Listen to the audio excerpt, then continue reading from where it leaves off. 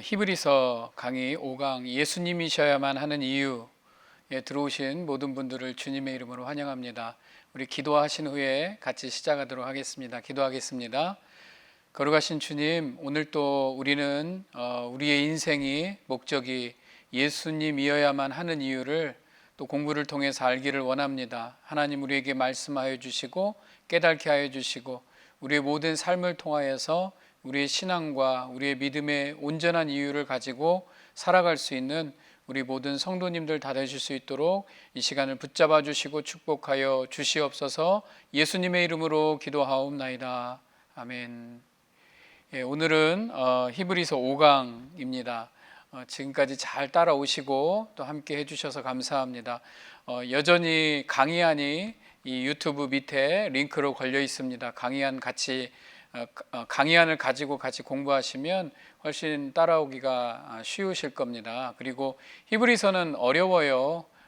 그냥 스토리가 있는 것도 아니고 어떤 긴 편집 글을 하나씩 쪼개는 거기 때문에 좀 어렵지만 차근차근 한 구절 한 구절 읽으면서 따라오시면 결국은 한 목적, 한 메시지를 전달하고자 하는 이 편지를 쓴 사람의 목적이 있기 때문에 이게 우리가 거의 편지를 다 읽었을 즈음에 그 깨달은 감동이 저와 여러분에게 동일하게 있을 줄로 믿습니다. 그래서 어렵지만 하나하나 한 구절 한 구절 잘 따라오시기를 바랍니다. 우리가 지난 시간에 안식에 들어가지 못하는 사람들이 있을 수 있으니까 안식에 들어가기를 힘써야 된다라는 거에 대해서 배웠었습니다. 그러니까 안식에 들어가기에 힘써야 된다고 하니까 갑자기 우리가 착한 일을 더 한다거나 어떤 종교적인 금자탑을 쌓아야만이 안식에 들어갈 수 있다라고 오해할 수 있지만 결코 그런 소리가 아니라는 것을 이제 말씀을 연구하는 우리들은 잘 알 수가 있습니다. 그냥 하나님의 말씀을 접했더니 하나님의 말씀이 나를 하나씩 발가벗기고 나는 발가벗겨진 채로 주님 앞에 서는 존재가 되고 결국 나는 나 혼자는 안 되는구나. 나는 주님이 필요한 존재구나. 난 주님이 필요합니다. 라고 고백하는 데까지 나가는 것, 이것이 바로 우리의 자세고 우리가 힘써야 되는 부분이라는 것입니다.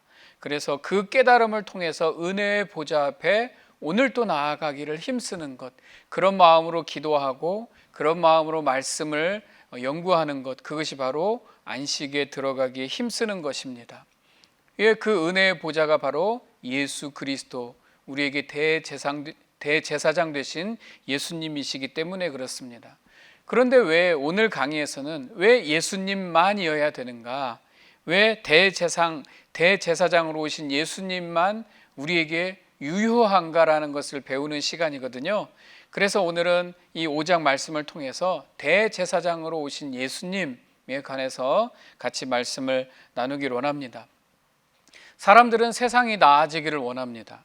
세월이 지나고 문명도 발달하고 과학도 발달하면서 많은 분야가 이미 2000년 전 이 편지가 쓰여진 시기보다 훨씬 발달했고 우리는 편안한 시대를 살고 있습니다. 그렇지만 우리의 마음과 정서를 어렵게 하는 부분들은 같이 발전을 해왔어요.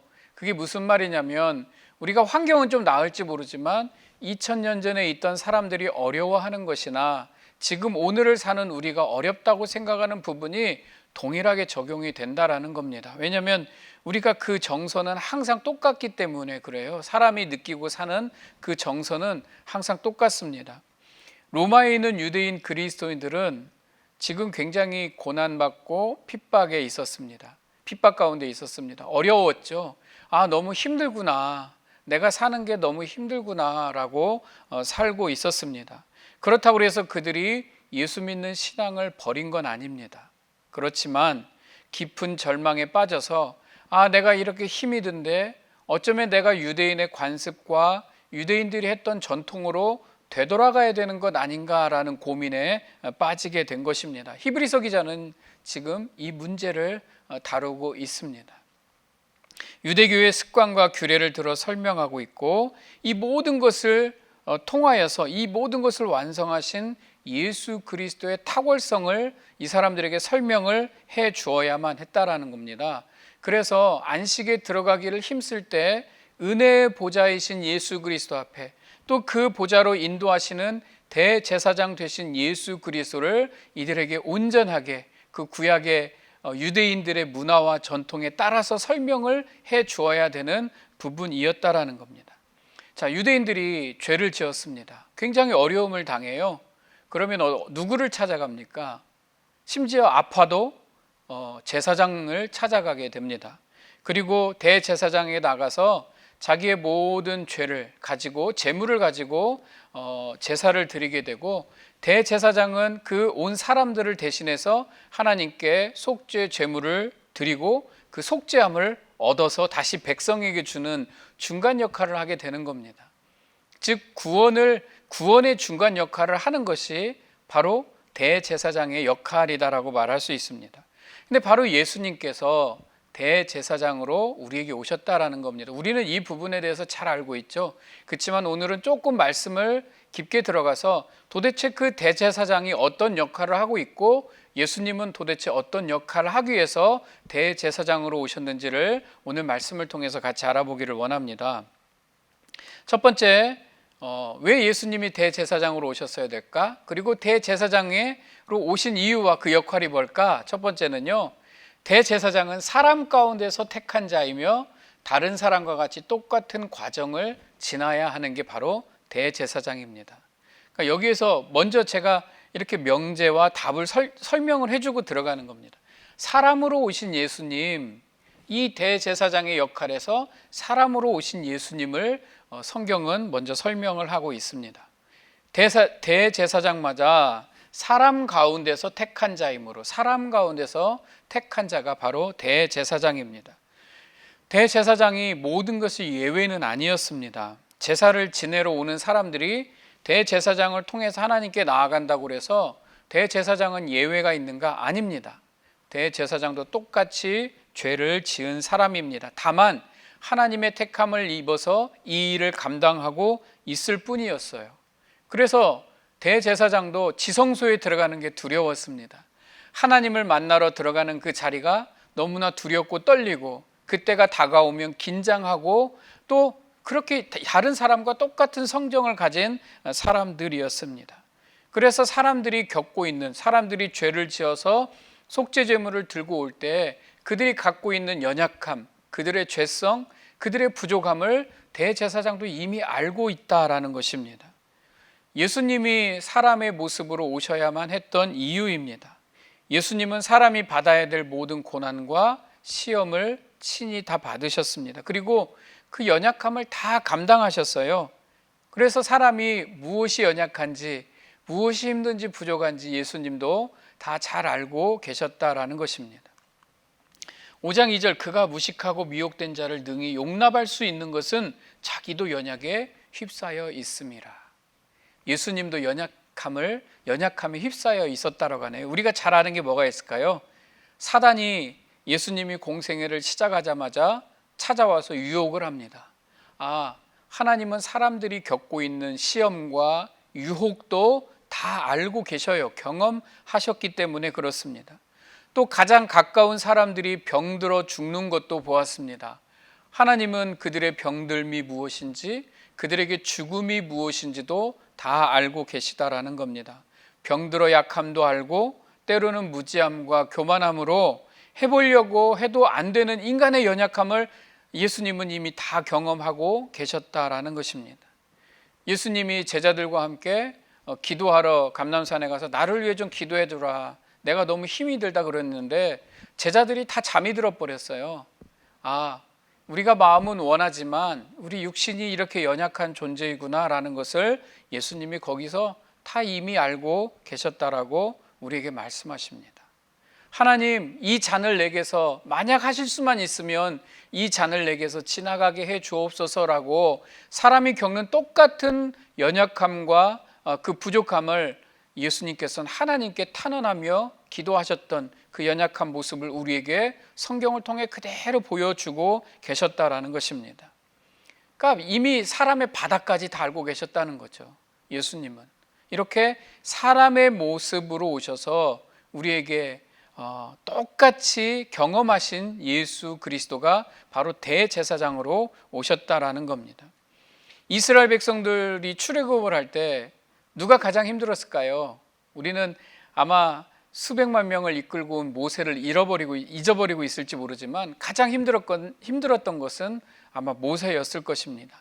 왜냐하면 모세도 의심을 할 수 있었고요, 불안했어요. 이 모든 사람들을 이끌고 나오면서 다 책임을 져야 했기 때문에 참 힘이 들었습니다. 그래서 그러나 연약함과 또 그 믿음 없음을 가지고도 하나님의 명령에 따라서 이 백성들을 끌고 출애굽을 하는 이 과정, 그래서 모세는 그 사람들이 가지고 있는 연약함, 그 사람들의 믿음 없음, 그 사람들의 부족함을 너무나 잘 알고 있었다라는 것입니다. 예수님은 그래서 우리에게 사람으로 오셔서 우리의 이런 연약함을 다 이미 본인이 다 받으시고 아신다라고 말씀을 하시는 겁니다. 그래서 이런 대제사장, 사람으로 오신 예수님이 이것을 경험하기 위해서 하신 일이 뭐냐면 첫 번째, 기도하셨다라는 겁니다. 하나님이신 예수님이 기도를 하셨다. 왜? 연약하니까 누군가를 대상으로 기도하셨다라는 겁니다.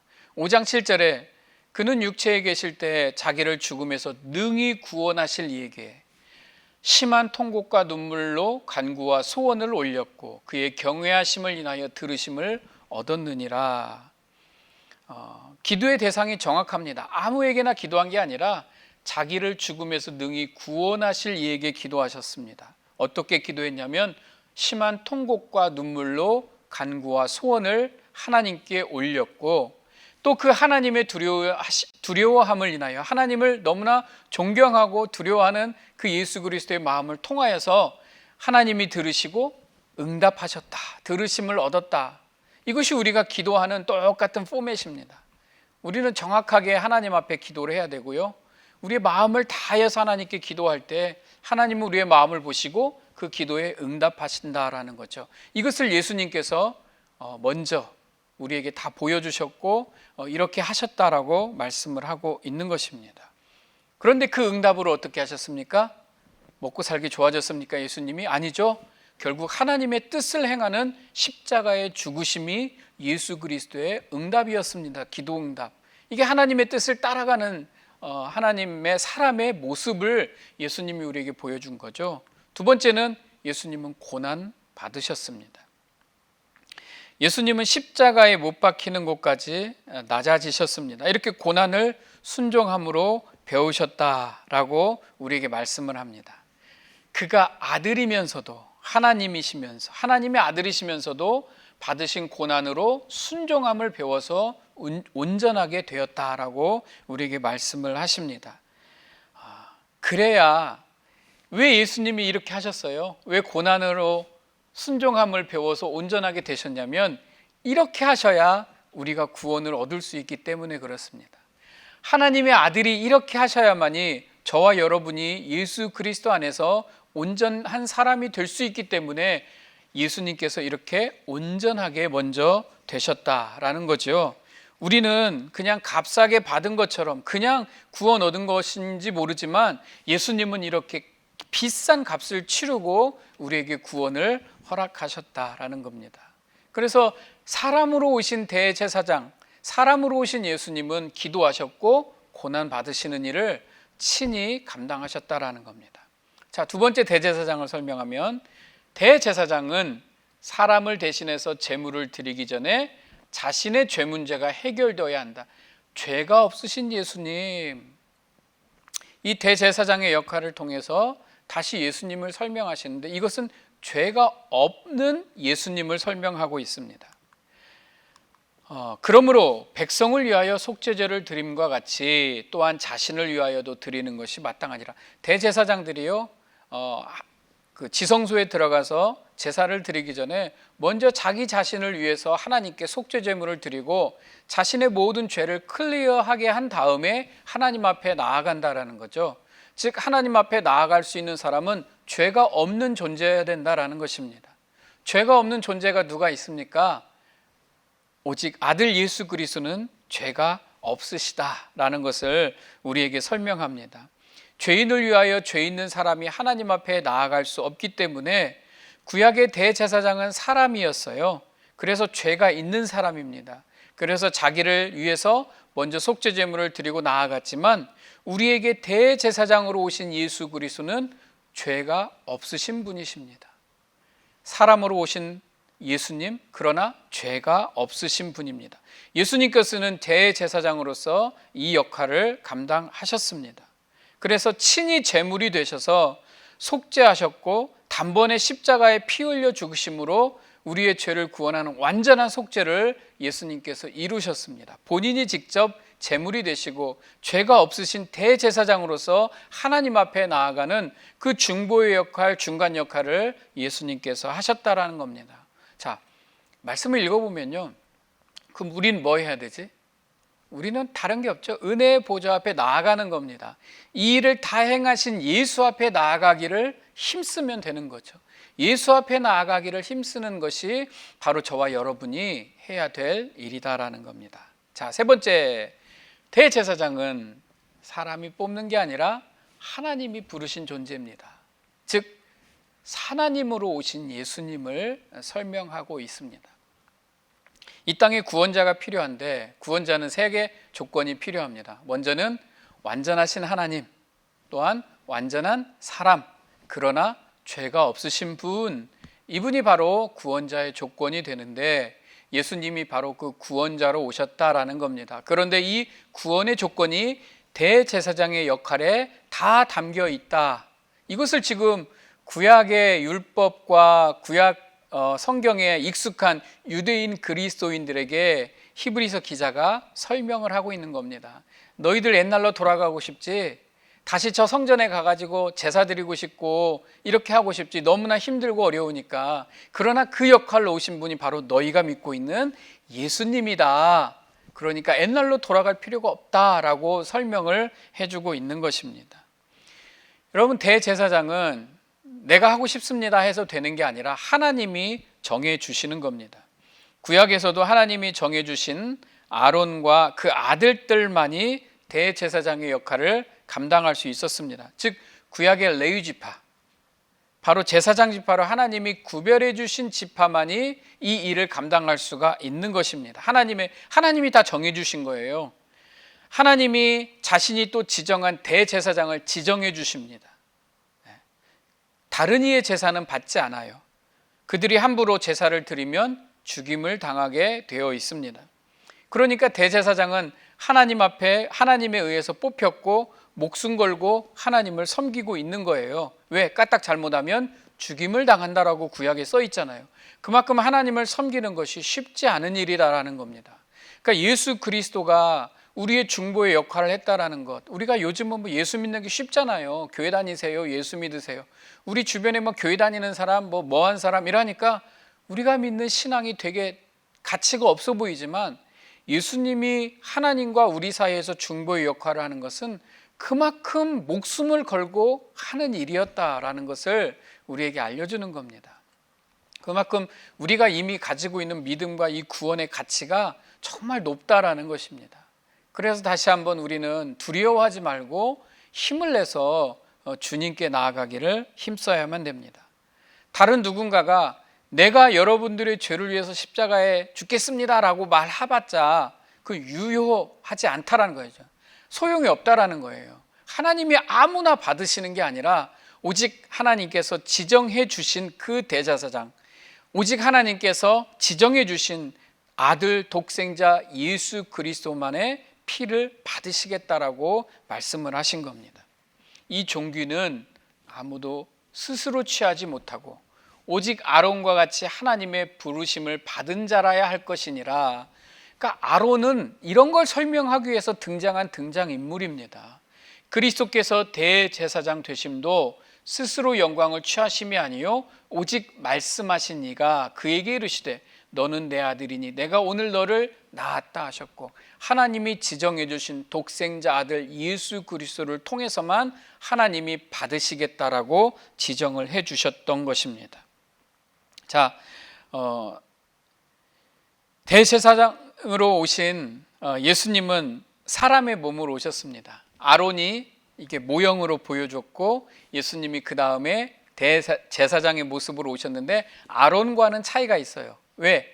예수님은 아론의 반차를 따르는 게 아니라 바로 누구의 반차를 따르냐면 멜기세덱의 반차를 따르게 되어 있습니다. 멜기세덱이 등장을 하네요. 멜기세덱은 아마 다음 시간에 설명을 하게 될 거라서 오늘은 설명을 자세하게 설명하지 않겠지만, 자, 아론은 예수 제사장 지파, 아론의 지파를 따라서 왔지만 예수님은 하나님이 정해주신 멜기세덱의 반차를 쫓아서 왔다라는 것을 우리에게 알려주십니다. 아론과 모세와는 예수님이 다르다라는 거죠. 아론과 모세가 모형으로 예수님을 설명은 해주었지만 예수님은 이들과는 다르다라는 것입니다. 또한 이와 같이 다른 데서 말씀하시되 네가 영원히 멜기세덱의 반차를 따르는 제사장이라 하셨으니, 이 멜기세덱이 누구지? 많이 들어봤잖아요. 성경에는 설명이 많이 나와 있지 않는 것을 우리가 잘 알고 있습니다.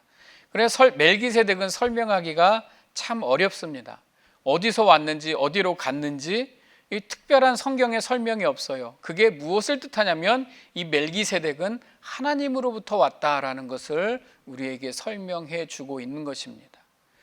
요한복음 3장에 보면 성령이 어디에서 바람이 어디에서 와서 어디로 갔는지 우리가 알지 못하듯이 성령이 그렇게 우리에게 찾아오신다라고 말씀하셨듯이 이 멜기세덱의 반차라는 것은 바로 하나님으로부터 온 존재라는 것을 설명을 하게 됩니다. 그래서 5장 10절에 하나님께 멜기세덱의 반차를 따른 대제사장이라 칭하심을 받으셨느니라. 이 예수님은 아론처럼 대제사장으로는 왔지만 아론의 지파를 따르는 그런 대제사장이 아니라 하나님으로부터 멜기세덱의 반차를 따른 대제사장으로 오셨다라는 것입니다. 자, 다시 한번 설명하면 예수님이 구원자가 되기 위해 필요한 조건은 완전한 하나님, 완전한 인간, 그러나 죄가 없으신 분, 이분이 오셔야 하나님께서 원하시는 십자가 사건을 완전히 완성하게 되는 것입니다. 그래야 우리의 죄 문제를 해결하실 수 있거든요. 이렇게 예수님은 대제사장으로 우리에게 찾아오신 것입니다. 예수님께서는 이 역할을 감당할 수 있는 참 대제사장으로 우리에게 오셨기 때문에 유대인들 그리스도인들에게 이것을 심겨주고 있는 거예요. 너희들이 사모하고, 왜냐하면 너무 힘드니까 자기네들의 전통을 그리워하잖아요. 그들에게 참 대제사장으로 오신, 너희들이 힘들고 어려울 때 대제사장을 찾아가는데 너희들이 찾아가야 될 참 대제사장이 바로 예수 그리스도다. 니들은 지금 제자리에 정확하게 있다. 걱정하지 마라 라고 설명을 해주고 있는 것입니다. 히브리서 기자도요, 멜기세덱을 설명하기가 어려웠습니다. 그래서 이 부분을 설명하면서 다시 한번 이 참 대제사장을 예수 그리스도로 받은, 구원받은 사람들의 모습이 어떻게 되는지 이 편지를 받고 있는 유대인 그리스도인들에게 강하게 한 번 더 도전을 하고 가고 있습니다. 그게 이제 5장 11절에서 6장 12절까지의 말씀이고요. 그 이후에는 멜기세덱을 좀 설명을 하게 되는데 그게 다음 시간이 될 것 같고, 자, 이 구원에 속한 자의 모습이 어떻게 해야 되나? 그러면 참 대제사장을 받은 우리는 어떤 모습으로 살아야 되는가를 강하게 도전하고 있는 모습이 바로 이 다음 구절에 있습니다. 한번 같이 또 말씀을 들어보겠습니다. 5장 11절에 히브리서 멜기세덱에 관하여는 우리가 할 말이 많으나 너희가 듣는 것이 둔함으로 설명하기 어려우니라. 야, 내가 이 말을 설명을 해줘야 되겠는데 니들이 못 알아들을까 봐 설명을 못 하겠다. 지금은 조금 이따 설명하겠다. 이런 식으로 말을 하고 있는 것 같습니다. 히브리서 기자는요, 이게 편지 내용을 읽어보니까 내용이 조금씩 강해지고 있어요. 설명해 주는 듯 하다가 달래는 듯 하다가 갑자기 도전적인 내용으로 확실하게 들어옵니다. 그리고 확인시켜 주는 거예요. 어떤 면에서 확인시켜 주고 강하게 도전하고 다시 한번 점검하게 만들고 있습니다. 왜냐하면 이 편지를 받는 사람들은 초신자가 아니에요. 교회 바깥에 있는 사람들이 아니라 교회 안에 있는 신앙이 좋다고 생각하는 유대인 그리스도인들에게 설명하고 있는 건 바로 저와 여러분에게 말씀하고 있는 성경의 내용이 바로 히브리서입니다. 그런데 그들이 이 히브리서 기자가 말하는 거예요. 그 정도 됐으면 이제는 장성한 사람이 되어야 하는데 내가 보니까 아직도 어린아이와 같은 신앙을 가지고 있으니 참 답답하다라고 설명을 하고 있습니다. 그러면서 야, 내가 멜기세덱을 설명해야 되겠는데 이거 설명해봤자 못 알아듣겠는데 왜 아직도 어린 초보적인 그런 신앙 수준에 머물러 있니? 만약에 장성한 분량이 이르렀다면 이것을 설명해도 알아들을 텐데 뭐 이런 식으로 말을 하고 있는 거죠. 우리가 밖에 나가서 전도를 할 때요, 참 어려워요. 많은 분들이 이제 저에게 누군가에게 전도를 좀 해주세요. 예수 안 믿는 분이 있는데 이분한테 설명을 해주세요. 그러는데 그러기 위해서는 그분의 누군지를 먼저 알아야 되거든요. 막 가가지고 그냥 뭐 하나님의 말씀이 힘이 있고 능력이 있으니까 가고 아무 말만 해서 그 사람이 예수 믿는 게 아니라 그 사람의 신앙의 수준과 그 사람이 어떤 성격이고 기독교에 대해서 어떤 생각을 가지고 있는지를 좀 알면 더 훨씬 말씀을 전하기가 쉬울 거예요. 그런데 우리가 경험이 있으실 겁니다. 자, 아니 난 예수님을 믿고 싶은데 예수님이 누구예요? 라고 말하면 어디서부터 설명을 해야 됩니까? 성경 66권은 예수 그리스도를, 성경 66권이 다 예수님을 설명하고 있는데 우리가 어디에서 어디까지 설명을 해야 그 사람이 알아들을 수 있을까요? 그러니까 우리가 주로 하다가 어떻게 되죠? 예수 믿으세요. 그냥 믿으세요. 우리가 이렇게 설명을 하는 거죠. 왜? 우리는 알겠는데 저 사람한테 설명할 길은 없다라는 겁니다. 이런 의미가 들어 있습니다. 그러니까 히브리서 기자가 답답한 모양이에요. 아니 내가 초신자에게는 그럴 수 있다는 거죠. 예수 안 믿는 사람한테는 답답해서 설명할 길이 없어서 예수 믿으세요 그냥 이렇게 설명할 수 있지만 이미 그리스도 안에 있는 사람들에게는 이것이 너무 방대한 것을 하나하나 설명해 주자니까 이게 너무 답답했던 모양입니다. 그래서 멜기세덱에 관한 우리가 할 말이 많으나 너희가 듣는 것이 두나무로 설명이 어려우니라 하고 짚고 넘어가는 것입니다. 예수님을 깊이 생각하려 해도 우리에게 지혜가 부족한 거죠. 그리스도의 지혜가 부족하다라고 그러니까요. 어떤 분들은 이렇게 생각해요. 저는 성경 지식이 짧아서요. 성경을 잘 모릅니다. 성경 지식이 모자라다라고 생각하는 걸 부족하다라고 생각하는 분이 있고 어떤 분은 성경 지식이 많은 것을 신앙이 좋다라고 생각하는 사람도 있을 것입니다. 그러나 오늘 여기에서 히브리서를 받고 있는 히브리서의 편지를 받고 있는 이 사람들은 성경적인 지식이 많은 사람들이었습니다. 성경 지식이 부족한 사람들이 아니었고 이미 성경 공부를 되게 많이 한 사람이에요. 히브리서가 왜 어렵냐면 히브리서는 지금 모든 것을 구약을 기초로 해서 설명을 하고 있습니다. 그러니까 구약을 모르는 사람은 히브리서를 알아들을 수가 없어요. 너무 어려워요. 근데 이미 편지를 받는 사람들은 구약에 대해서 잘 알고 있는 사람, 성경 지식이 이미 충만한 사람들이었습니다. 이 사람들에게 지금 설명을 하고 있는 것입니다. 그러니까 멜기세덱을 이해하기에 필요한 것은 성경 지식이 아니었어요. 그들에게는 오히려 지식이 넘쳤고 이미 충분했습니다. 그런데 그들에게 환경이 어려워지니까 모든 것이 각박하게 돌아가니까 지식은 충분했지만 그들의 신앙의 삶은 되돌아가려고 하는 그런 모습을 가지고 있었다라는 거죠. 그게 뭐냐면 지식만 많았지 정확한 예수 그리스도의 핵심을 못 잡고 있었다라는 겁니다. 여러분, 성경 지식이 많다라고 다 된 건 아니에요. 우리가 단 하나를 알아도 내가 정확하게 예수 그리스도를 붙잡을 수 있는 걸 잡는 사람이 지식이 풍성한 사람이에요. 그러나 성경 전체를 다 꿰고 있어도 예수 그리스도라고 하는 그 핵심을 잡지 못한 사람은 그냥 아직 어린아이와 같은 신앙이다라고 말할 수 있다라는 것입니다. 그래서 로마의 유대인들, 그리스도인들에게 단호하게 말하고 하는 겁니다. 니들 잘 살라고 하는 말이 아니다.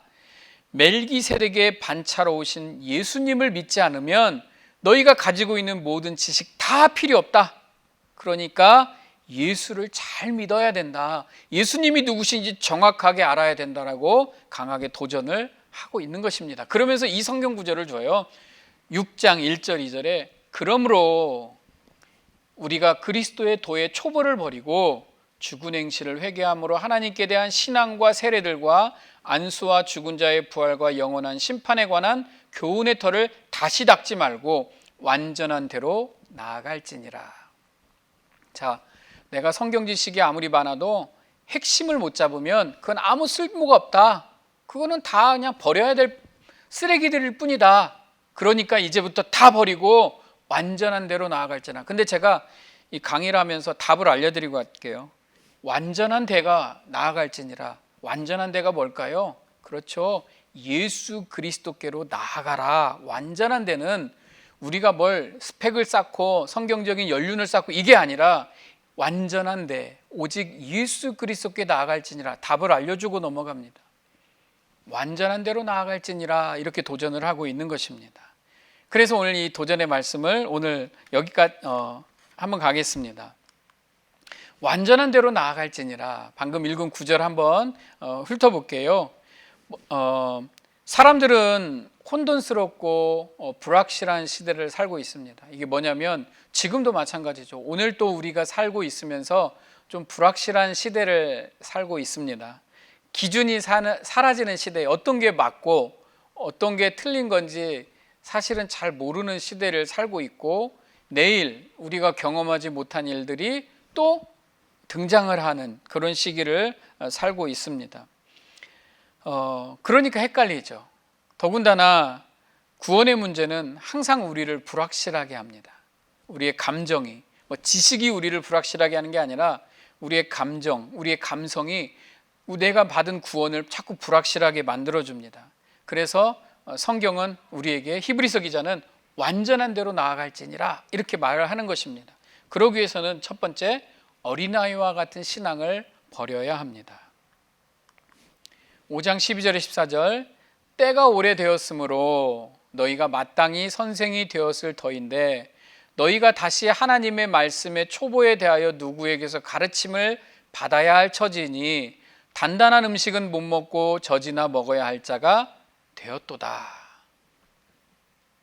이는 젖을 먹는 자마다 어린아이니 의의 말씀을 경험하지 못한 자요 단단한 음식은 장성한 자의 것이니 라고 말씀을 하고 있습니다. 유대인들이 지금 옛날 유대교를 그리워하고 있습니다. 왜?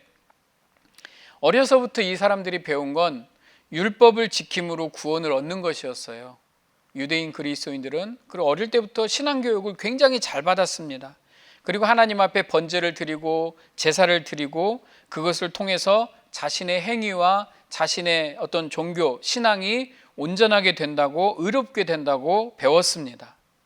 그리고 유대인 학자들은요, 이 율법과 규례에 더하여서 유대인들의 전통을 막 만들어냈습니다. 그리고 그 전통을 지켜야만이 내 신앙생활을 똑바로 하는 거라고 사람들은 그 전통이 마치 하나님 말씀, 성경 말씀처럼 지키고 살아왔습니다. 그런데 오히려 그런 것들이 이 사람들이 신앙생활하는 것을 어렵게 만들었다라고 설명을 하는 겁니다. 그렇기 때문에 오랫동안 하나님을 섬겼고 오랫동안 신앙생활을 했지만 지금 모습은 어린아이와 같다라고 말을 하고 있는 것이에요. 믿음으로 구원을 얻었다고 했는데 여전히 율법에 얽매여서 율법에서 빠져나오지 못하고 있다라는 겁니다. 여러분, 어린아이가 있어요. 우리 자녀가 있는데 얘가 나이를 먹는데 키가 자라지 않고 여전히 어린아이와 같이 이렇게 있다면 얼마나 부모님들은 힘들고 어렵겠습니까? 그냥 우리가 영적으로, 그냥 신앙적으로는 너희가 어린아이처럼 되었다라고 말은 비유로 그냥 가볍게 듣지만, 실제적으로 우리가 신앙생활이 자람에 따라서 영적으로도 자라야 되는데 영적으로는 자라지 않고 계속 어린아이와 같은 모습으로 있다라는 것은 비정상이라는 것입니다. 그러니까 이 강의를 듣고 말씀을 전하는, 또 이걸 들으시는 저나 여러분이 하나님 앞에 신앙생활을 차곡차곡 쌓아가고 있는데 여전히 어린아이와 같다면 이건 심각한 거라는 거죠. 그냥 비유인가 보다, 이 정도 수준이 아니라 심각한 거예요. 심각한 거. 예. 자, 베드로후서 3장 18절에 오직 우리 주 곧 구주 예수 그리스도의 은혜와 그를 아는 지식에서 자라가라. 이것은 자란다라는 것은요, 영적으로 우리가 생명력 있게 자라간다라는 것은 너무나 자연스러운 것이고 이건 바로 생명의 특성입니다. 그러니까 우리가 그리스도인도 성장해야 돼요. 그리고 성숙해야 된다라는 겁니다. 하나님의 말씀을 잘 묵상하면서 연구하고 흔들림 없는 자리까지 나가야 됩니다. 그런데 사람들은 예수 믿어도 사람들에겐 살아온 습관이 있어요. 습관. 그러니까 자기가 믿어왔던 이 습관을 벗어내지를 못하는 겁니다. 어떤 사람들은 종교적인 습관이 있죠. 불교에서 개종한 사람은 불교적인 습관이 있고, 토속 신앙에서 개종한 사람은 그 토속적인 신앙의 이 잔재가 그 삶 속에 남아 있습니다. 그 처음에는 그런 사람들이 예수 믿었으면 막 앞에서 간증하면 함께 기뻐하고 같이 즐거워하고 예수 믿은 거에 대해서 정말 우리가 축하하고, 그렇지만 그 사람이 시간이 지남에 따라도 여전히 그 습관을 버리지 못하고 옛날 습관을 가지고 있으면 우리가 계속 축하할까요? 계속 기뻐할까요? 아니죠. 이제는 그만 거기서 벗어나야 되는데 벗어나지 못하는 것을 안타까워하게 된다라는 겁니다. 그러나 만약에 여전히 거기에 남아 있다면 이건 어린아이와 같다라고 우리가 말할 수 있습니다. 지금 오늘 성경을 이 히브리서 편지를 받고 있는 사람들 중에 그런 사람들이 있었던 것 같아요. 이 사람들은 율법적인 습관, 유대주의적인 습관이 그들의 삶 속에 남아서 그거에서 벗어나오지를 못하는 겁니다. 예수 그리스도를 통하여서 우리가 믿음으로 구원을 얻었다라고 확신을 받았음에도 불구하고 거기에서 머물러 있는 어린아이와 같은 습관을 가지고 있죠. 저와 여러분 중에는 어쩌면 세상의 습관을 아직도 갖고 있는지도 모릅니다.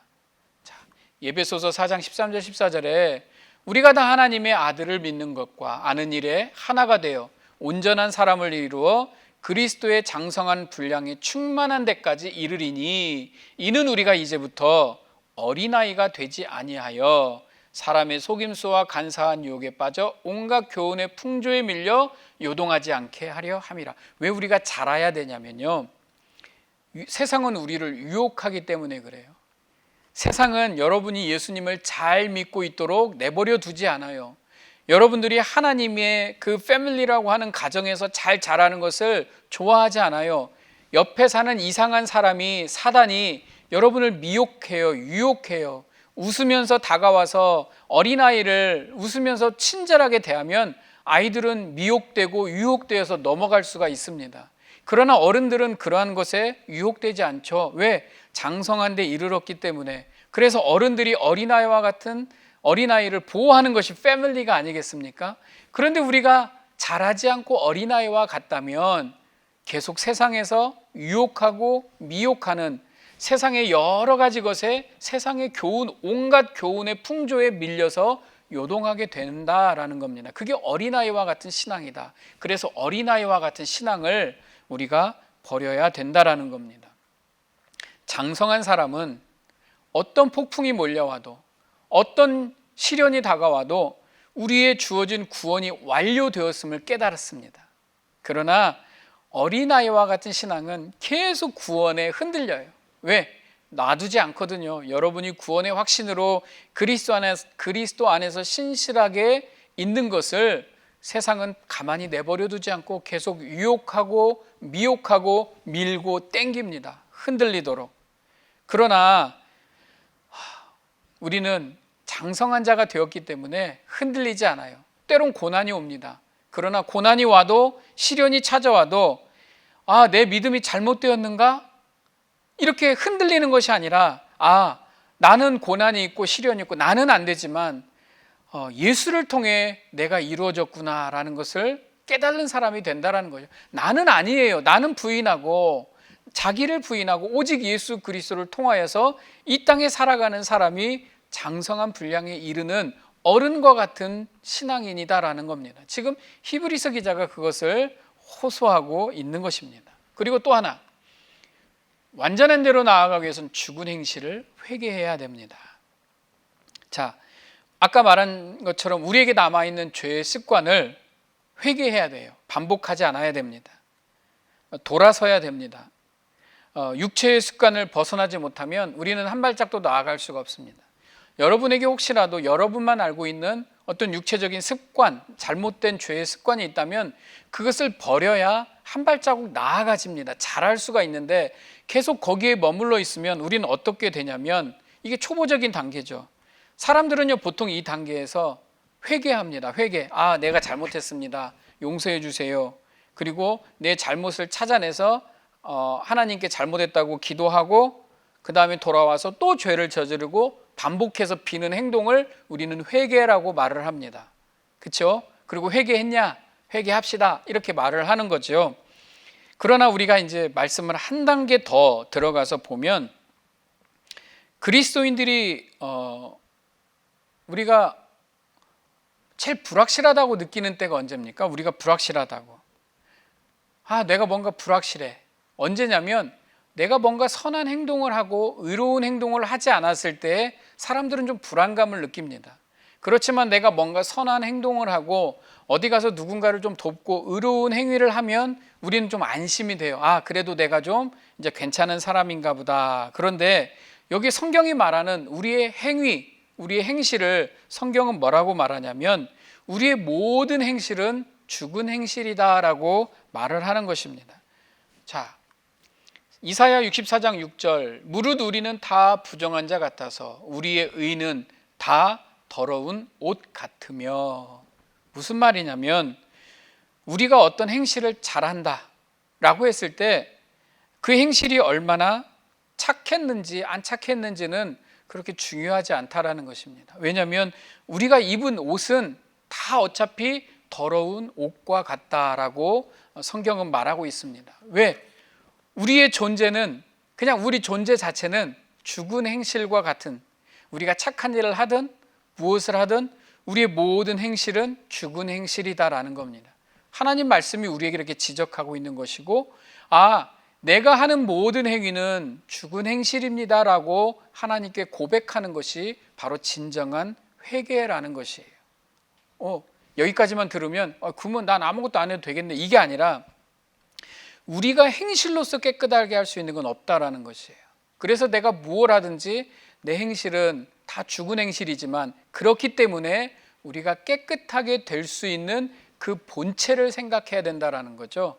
그 본체가 바로 예수 그리스도라는 것입니다. 그러니까 예수 그리스도 앞으로 오는 거가 진정한 회개라는 것이에요. 내가 이거 잘못했습니다. 하나님 용서해 주세요. 이제 좀 고백했으니까 조금 괜찮아진 것 같으네. 이게 회개가 아니라 내가 하는 모든 행위는 악함을 인정하고 내 모든 것을 뒤로하고 예수 그리스도 앞으로 나아가는 것, 이것이 바로 우리에게 주어진 진정한 회개라고 말을 하는 것입니다. 사람들이 죄를 지었는데 회개하면 되나요? 내가 정말 그리스도인지 모르겠어요. 사람들은 이렇게 말할 수도 있습니다. 그러나 어느 누구도 지금까지 내가 잘했기 때문에 천국 백성이 된 사람은 단 한 명도 없습니다. 내 행실 때문에 천국 백성이 된 사람은 없습니다. 내가 하는 모든 육체적인 행동은 잘하든 못하든 죽은 행실이고 내가 한 것 때문에 의롭게 된 것은 아무것도 없고 내가 의롭게 된 것은 바로 예수 그리스도 때문에 그랬다라는 겁니다. 유대인들이 어려운 상황에 처하니까요, 갑자기 유대인의 규례와 전통을 지키겠다고 막 자꾸 돌아가는 거예요. 그러나 그들이 갑자기 유대인의 전통과 그 규례를 지킨다고 해서 나아지는 건 없다라는 겁니다. 그래서 그런 식으로 풀려고 하는 사람들, 내가 뭔가 잘 안 풀리는데 내가 뭔가 좀 해야 되나? 이건 뭐 미신하고 똑같은 거 아니겠어요? 내가 요즘 잘 안 돼. 뭘 손대도 안 돼. 그러니까 내가 뭔가를 좀 해야 되지 않을까? 아니죠. 그럴 수 있습니다. 우리가 약하니까요. 안 될 수도 있어요. 우리의 삶은 내가 예수 믿어도 모든 게 내 뜻대로 잘 되는 거 아니에요. 안 될 수도 있지만 내가 여전히 오늘 또 그리스도 앞에 있으면 된다라는 것입니다. 그래서 세 번째, 완전한 대로 나아갈지니라. 뒤로 돌아가지 말고 앞으로 나아가라. 사람들은 하나님을 믿는 신앙에 궁금함이 많습니다. 근데 긍정적인 궁금함이 아니라, 더 알고자 하는 갈망이 아니라 의심에서 나오는 궁금함이 많아요. 그래서 사람들은 내가 믿는 신앙이 맞나? 내가 구원받은 거 맞나? 그래서 항상 처음으로 돌아가려고 합니다. 그래서 하나님께 대한 신앙부터 세례, 부활과 심판에 대해서도 확인하고 또 확인하려고 하는 것이에요. 세례들과 안수와 죽은 자의 부활과 영원한 심판에 관한 교훈의 털을 다시 닦지 말고, 사람들은 돌아가려고 그래요. 돌아가서 나 세례 다시 받을까? 나 예수님 처음부터 다시 믿어야 되나? 내가 처음부터 잘못했나? 그리고 처음부터 하면 깔끔하죠. 자꾸 그런 식으로 돌아가는 겁니다. 그런데 여기 잘 보세요. 세례, 안수, 죽은 자의 부활, 영원한 심판, 이에 관한 교훈의 털을 다시 닦지 말고, 이게 뭘 뜻하는 것 같으세요?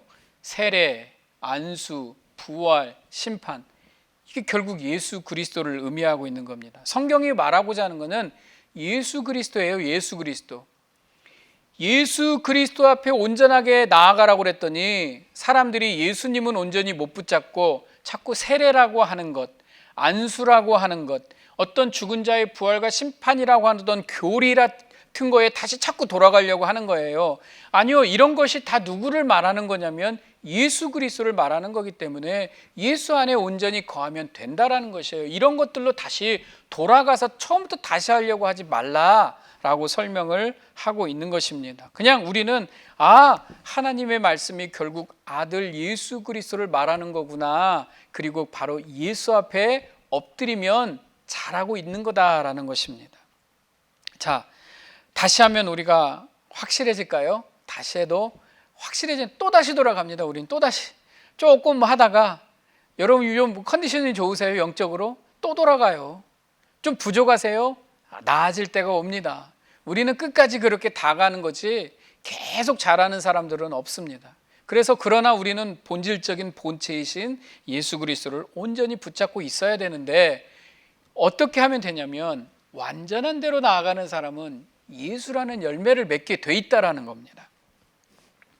자, 히브리서 기자가요, 조용한 듯 하면서 폐부를 찌르는 그런 이야기를 하는데, 6장 3절, 하나님께서 허락하시면, 이 되게 중요한 구절이에요. 우리가 이것을 하리라. 한번 빛을 받고 하늘의 은사를 맛보고 성령에 참여한 바가 되고 하나님의 선한 말씀과 내세의 능력을 맛보고도 타락한 자들은 다시 새롭게 하여 회개하게 할 수 없나니 그들이 하나님의 아들을 다시 십자가에 못 박아 드러내놓고 욕되게 함이라. 제가 이 구절을 강의를 하면서요, 사실은 이 구절만 가지고도 1시간 강의가 가능한 되게 난해한 구절입니다. 이것을 잘못 해석하면 꼭 광야의 안식으로 들어가지 못하는 사람들이 있는데 그 사람들은 불순종한 사람들이었다. 그러니까 우리도 예수 믿고 구원받았지만 불순종하면 다 지옥 간다, 뭐 이런 식으로 이해를 하게 돼 있습니다. 그러나 히브리서 기자는 지금 그런 의미로 쓴 것이 아닙니다. 여러 책을 비교해서 이 부분만 많이 찾아봤어요. 그런데 결론은 이것만 가지고 너무 강의를 하면 여러분들이 더 헷갈리고 어려울 것 같아요. 물론 난해한 구절입니다. 그래서 이것은 신학적으로 해석하기보다는 이 편지 형식의, 그래서 히브리서 기자가 이 편지를 받는 사람들에게 어떤 메시지를 하고자 원하는 그 의도를 가지고 접근하는 것이 훨씬 낫다고 생각을 합니다. 그들은 은사도 맛보고 성령에 참여한 바도 되고 선한 말씀과 내세의 능력을 맛보기도 한 사람들이다 라고 나옵니다. 이걸 찾아보니까요, 많은 교재를 이렇게 기록들, 그 다음에 자료를 찾아보니까 맛보았다, 먹었다, 이거 하나 가지고도요 굉장히 큰 논문이 있더라고요. 그건 너무 복잡하고요. 우리가 성령 안에 거한 자, 우리가 예수 안에 있는 자는 맛보고 참여하고 내세의 능력을 맛본 자가 아니라 우리는 이미 예수 그리스도를 입은 자입니다. 우리는 이미 예수 그리스도 안에 있는 사람들이에요. 우리 모두는 예수를 맛본 사람이 아니라 예수를 받아서 예수 안에 거하는 자들이어야 합니다. 그러니까 우리는 지금 이 메시지는 타락한 사람들에게 경고하는 게 아니라 이미 예수 안에 있는 사람들한테 인커리지 하는 거예요. 그러면서 세상이 어렵고 힘들지만 너무 두려워하지 말고 당황하지 말고 흔들리지 말고, 이것을 제게 강조하고 있는 것입니다. 믿음으로 달려가는 건 경주죠. 경주. 이 경주를 달려가면 이게 막 소풍 가듯이 룰루랄라 가는 게 아니라 땀 흘리고 수고하고 막 포기하고 싶을 정도로 달려가는 것이 믿음의 경주입니다. 그러니까 우리가 달려가는 건 경주다. 경주하면서 그냥 다시 뒤돌아갈 일은 없잖아요. 앞으로 나아가는 것이지 뒤돌아가는 사람들은 얼마나 어리석으냐. 그러니까 정신 차려라, 힘을 내라, 앞만 보고 달려가라 라고 말을 하는 것이에요. 그 와중에 뭐라고 말하냐면 그걸 다시 뒤를 돌아보는, 앞을 보고 달려가는 경주의 뒤를 자꾸 쳐다보는 사람이 있으니까 뒤에서 말을 하는 거예요. 야, 너 엄마 죽는 꼴 보고 싶어? 이렇게 말하는 거예요. 야, 니들 그렇게 하면 예수님을 다시 십자가에 못 박는 거야 라고 말을 하는 거지, 니들이 그렇게 된다라고 말을 하는 게 아니라 앞으로 나아가라, 뒤돌아보지 말고 흔들리지 말고 앞으로 나아가라, 이 소리를 하는 것이 바로 이 성경 구절이다라는 겁니다. 여러분, 성경은, 우리 믿음의 경주라는 것은 끝이 좋아야 돼요. 시작을 잘한 사람이 우승을 하는 게 아니라 끝을 잘 마무리한 사람이 우승을 하게, 이기는 사람이 된다라는 겁니다. 그래서 성경 구절 하나 더 주죠. 땅이 그 위에 자주 내리는 비를 흡수하여 밭가는 자들이 쓰기에 합당한 채소를 내면 하나님께 복을 받고, 만일 가시와 엉겅퀴를 내면 버림을 당하고, 저주함에 가까워 그 마지막은 불사름이 되리라. 야, 니네들 잘하면 복 받고 못하면 불사름을 당할 거야 라고 말하는 게 아니다라는 거예요. 성경은 계속 우리한테 그걸 말하는 게 아니라 우리는 다 뭘 해라, 합당한 채소, 합당한 열매를 맺어야 된다라는 것을 강조하고 있는 거예요. 너희들은 합당한, 왜? 자주 내리는 비를 흡수해서 합당한 열매를 맺어야 된다라고 말을 하고 있는 겁니다. 여러분, 우리가 어떤 열매를 맺어야 될까요? 하나님이 우리의 삶 속에서 늘 하나님이 은혜를 베풀어 주시고 우리의 가랑비와 같이 은혜를 더하여 주셔서 우리가 열매를 맺으면 우리는 성령의 열매를 맺어요. 갈라디아서 5장 20절에 오직 성령의 열매는 사랑과 희락과 화평과 오래 참음과 자비와 양선과 충성과, 여러분 여기서 오직 성령의 열매는 여러분 이미 다른 목사님들 설교에서 많이 들어봤을 거예요. 오직 성령의 열매들은이 아니라 열매가 단수라고 돼 있대요. 그러니까 결국은 9개 우리가 성령의 열매라고 돼 있지만 이건 다 하나를 말하는 거예요. 하나. 그게 뭘까요? 성령의 열매는 예수 그리스도를 말하는 것이에요. 예수 그리스도라고 하는 열매를 맺으면 거기에서 사랑도 나오고 희락도 나오고 화평도 나오고 오래 참음과 자비와 양선과 충성과 이런 것들이 나오게 된다라는 거예요. 성령의 열매는 결국 예수라고 하는 열매를 맺게 된다라는 것입니다. 자, 우리는 부족한데요, 우리는 이렇게 힘이 없고 어려운데 우리가 어떻게 성령의 열매, 예수 그리스도라는 열매를 맺습니까? 하나님께서 허락하시면 우리가 이것을 하리라, 이 경주를 우리가 분명히 달려갈 것이다 라고 우리에게 말을 하고 있는 것입니다. 여러분, 성경적으로 설명을 하면 분명히 알 것은 구원받은 성도들은 어떤 경우에도 멸망의 자리에 이르거나 구원에서 벗어나지 않습니다. 하나님이 어떤 때는 그렇게 보일 때도 있지만 하나님은 결국 우리를 돌아오게 만들 것이고 결국 우리를 통해서 생명의 열매인 예수 그리스도의 열매를 맺게 하시는 겁니다. 이걸 누가 하시냐면 하나님이 하시는 겁니다. 하나님이 하시는 것이에요. 자, 그래서 다음 또 세 번째 메시지가 들어가는 겁니다. 하나님은 성도가 예수라는 열매를 맺을 수 있도록 여전히 돕고 계신다라는 겁니다. 멀리 떨어져 니들 잘해, 잘하면 이쪽, 못하면 이쪽이 아니라 하나님이 직접 우리 안에 오셔서 우리와 함께 경주를 하시면서 우리가 이 믿음의 경주를 완주할 수 있도록 돕고 계신다라는 겁니다. 사랑하는 자들아, 여러분 편지 잘 읽어보세요. 사랑하는 자들아, 사랑하는 사람들에게 보내는 편지예요. 야, 니네들 이런 이렇게 정죄하기 위해 보내는 편지가 아니라 사랑하는 사람들에게 보내는 편지입니다. 우리가 이같이 말하나 너에게는 이보다 더 좋은 것 곧 구원에 속한 것이 있음을 확신하노라. 내가 너희들에게 불사름을 당한다, 너희들 다시 한번 돌아가면 못 돌아온다 이렇게 말하지만 결국 너희들에게는 이미 더 좋은 것 구원에 속한 예수 그리스도가 있음을 나는 확신한다. 너희들은 예수 안에 있음을. 저는 이 강의를 들으시는 모든 분들이 예수 그리스도 안에 분명하게 있음을 확신합니다. 믿습니다. 그것 때문에 우리가 말씀을 사모하고요, 굳이 온라인으로 들어와서 강의도 들으시는 거 아니겠어요? 그리고 하나님은 이 경주를 같이 다니는 거예요. 하나님은 혼내고 벌 주는 게 목적이 아니라니까요. 어떻게든 우리를 끌고 가시기를 원하는 것이 하나님의 목적이십니다. 그래서 그냥 이 축복을 잃어버릴까 봐 염려하는 마음으로 사랑하는 자들아 이렇게 시작을 하는 것입니다. 하나님은 공의로운 분이세요. 이랬다 저랬다 하시는 분이 아니십니다. 6장 11절 11절 우리가 간절히 원하는 것은 너희 각 사람이 동일한 부지런함을 나타내어 끝까지 소망의 풍성함에 이르러 게으르지 아니하고 믿음과 오래 참음으로 말미암아 약속들을 기업으로 받는 자들을 본받는 자 되게 하려는 것이니라. 여기에는 하나님은 불의하지 아니하사 너희 행위와 그의 이름을 위하여 나타낸 사랑으로 이미 성도를 섬긴 것과 이제도 섬기고 있는 것을 잊어버리지 아니하시느니라. 하나님이 여전히 우리와 함께하고 계신다라는 거고, 그렇게 우리와 함께 하시는 하나님이 이렇게 우리가 그 열매를, 소망의 풍성함을 끝까지 이룰 수 있도록 함께 믿음과 오래 참음으로 그 약속들을 기업에 받는 자들을 본받는 자 되게 우리를 이끌어 가신다라는 것입니다. 먼저는 포기하지 않고 소망으로 버텨야 됩니다. 우리가 삶이 어렵다라고 생각하면 이 소망, 이미 받은 약속을 가지고 소망으로 버티는 것이고요. 두 번째는 앞서 갔던 믿음의 선배들을 본받아서 나아가는 것입니다.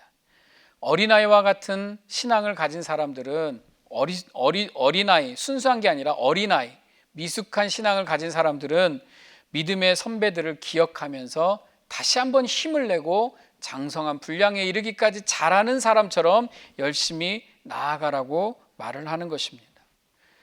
여러분, 이 말씀을 이제 끝으로 제가 말씀 하나 드리고 마무리하겠습니다. 우리가 성경을 신학적인 눈으로 보면요, 야, 행위가 먼저냐 믿음이 먼저냐 이 소리를 많이 하게 됩니다.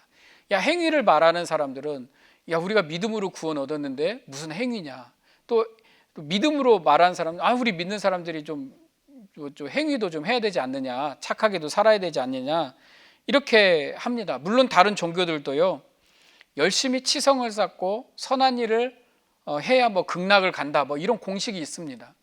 기독교도 마찬가지죠. 그리스도인들도 열심히 기도해야 되고 선한 일을 이루어야만 합니다. 하지만 분명히 여기 순서의 차이가 있어요. 우리는 구원받기 위해서 공을 들이는 게 아닙니다.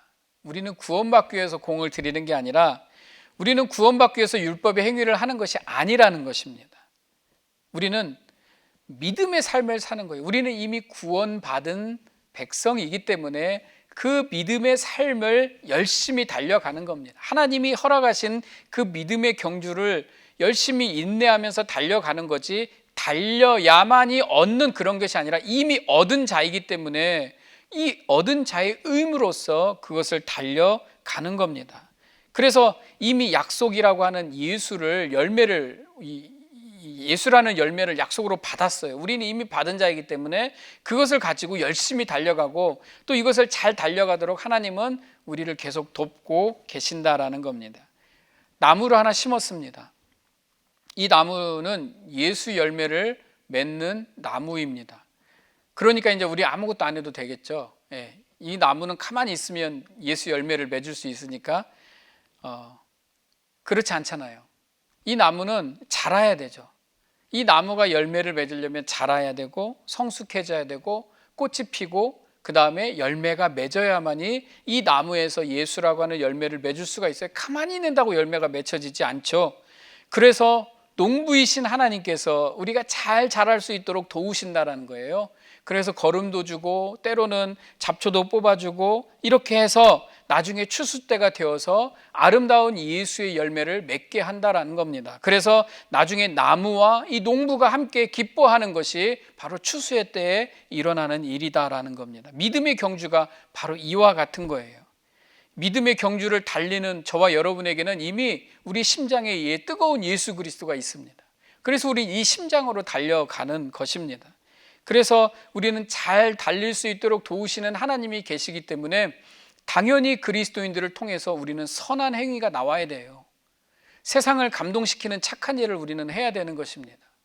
그러니까 앞 순서가 바뀐 거죠. 착한 일을 하면 복을 받기 때문에 하는 게 아니라 우리는 복을 받은 사람이기 때문에 어느 누구보다 다른 종교보다 착하게 살아야 되고요. 다른 종교보다 선한 일을 행해야 되고 다른 종교보다 더 세상을 감동을 주는 일을 우리는 해야 된다라는 겁니다. 왜? 우리는 예수 그리스도를 열매로 이미 받은 사람이기 때문에 그렇게 살아야 됩니다. 그런 예수 믿는 사람이 되어야 된다라는 거죠.